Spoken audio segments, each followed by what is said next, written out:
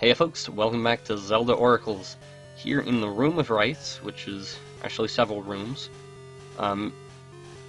Gimmick of getting through here is to go in the direction none of the statues are looking. And I'm pretty sure this order is exactly the same every time you do it. Actually, no, it's not. But there's only like 2 or 3 different paths that it'll go. Now the thing about this that I kind of have a gripe about is that you wouldn't necessarily know you were doing it right. You go through so many rooms, you get confused and not know that you were doing it right, so you'd look at an FAQ and be like, oh, I was doing it right. Rather than simply walking through like that. Now for this, you want the regular sword, the actual sword, not the big iron sword, unfortunately. Pegasus Seed's very useful for the next part. And I'm going to have my heart ring on rather than the red ring, since you don't actually harm them with the sword yet. Them being the boss, which clearly there's going to be a final boss, guys.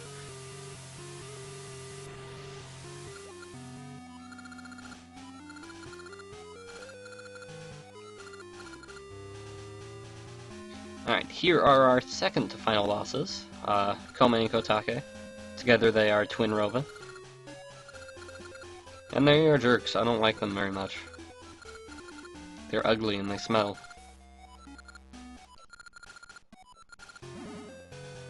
Anyway, you'll recall in Ocarina of Time, you had the mirror shield and you absorbed their shots and shot lasers at them. Similar idea here, except it's not quite as stupid. You will slash one ball of energy towards the opposite sister.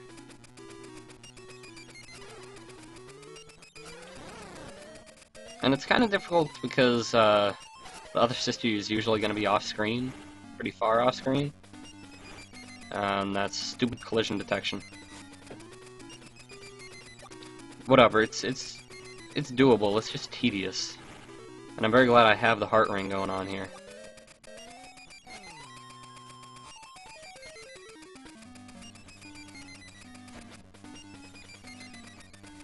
And a lot of the time you'll just miss by a hair, or you'll run straight into an energy ball that was coming from off screen. And also if the ball goes in and you, yeah, like that, if you didn't hit the ball, it doesn't count. Luckily it only takes 3 hits.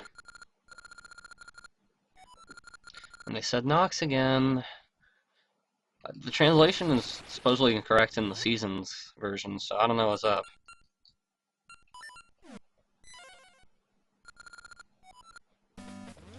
Actually, red ring here. This is Twin Rova, their true form. What you do here is hurt them enough, then shoot them with the seed opposite of the current terrain. If you have the red ring, a single charge shot will be enough to put them into stun territory. If not, too bad. Now you gotta be careful here, because at least on the lava terrain, you can easily shoot yourself into the lava from the recoil, which is dangerous. Don't want to do that.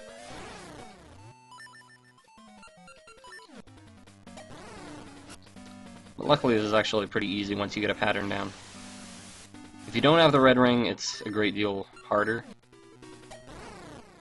But there, I just did it perfect. That's the first time I've done it perfectly. But basically I'm going into the final boss with my optimal conditions. I could not be in a better situation, and I'm probably still going to do poorly.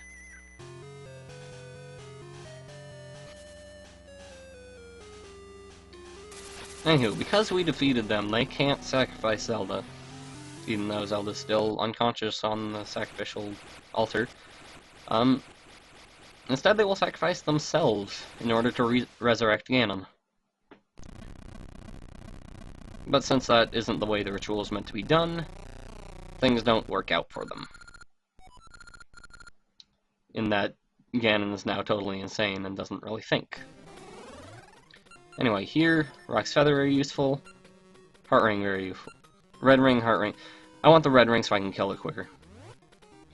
And Big Iron Sword does not work, unfortunately. Master Sword is the only sword that can actually hurt him without charging.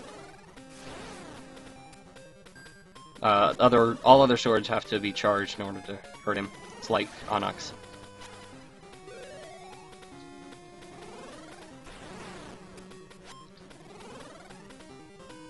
Charge shot's still ideal, the way you want to do things.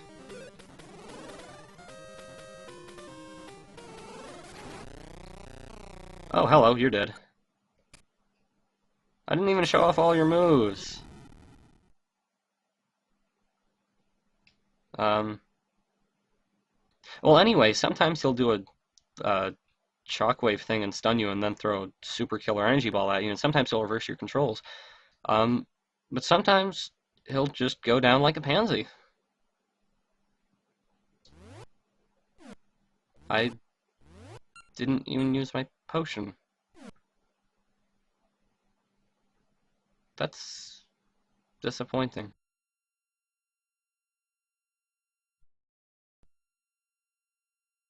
See you guys next time.